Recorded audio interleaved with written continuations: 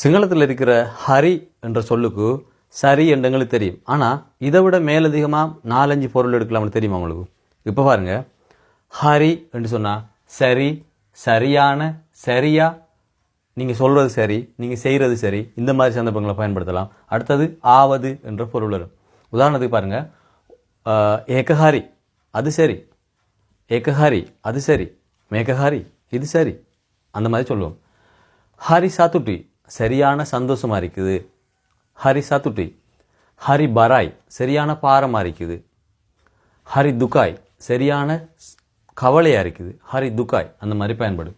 சரியான்னு சொன்னால் ஏதாவது சொல்லும்போது இது சரியாக செய்ய வேணும், சரியா அப்படி கேட்போம் தானே. அந்த சந்தர்ப்பத்தில் ஹரிகிட்ட கரான்னோன்னே ஹரி இந்த மாதிரி சொல்லுவாங்க, ஹரிகிட்ட கரான்னோன்னே ஹரி இந்த மாதிரி செய்ய வேணும், சரியா அப்படி சந்தர்ப்பத்தில் சரியா என்று சொல்லி வரும்.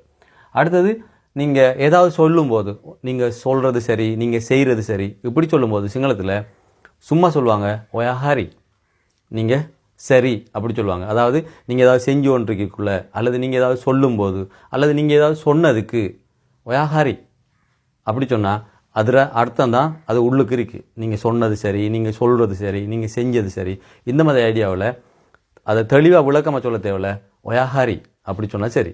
அதாவது இங்கிலீஷ் முறைப்படி யூ ஆர் ரைட், ஒயா ஹரி, அது நேரடியாக அதை மாதிரி பயன்படுத்துவாங்க. அடுத்தது ஆவதுன்றது, இது எப்படின்னு சொன்னால் ஏதாவது, நாங்கள் தமிழில் ஏதாவதுன்னு சொல்லுவோம். இந்த ஏதாவது தாங்க, மொனவஹரி தென்ன, யாராவது வாங்க, கௌருஹரி என்ன, நீங்களாவது வாங்க, ஒயாஹரி என்ன, இந்த மாதிரி இவ்வளவு சந்தர்ப்பத்திலையும் ஹரி என்றதை பார்க்கலாம்.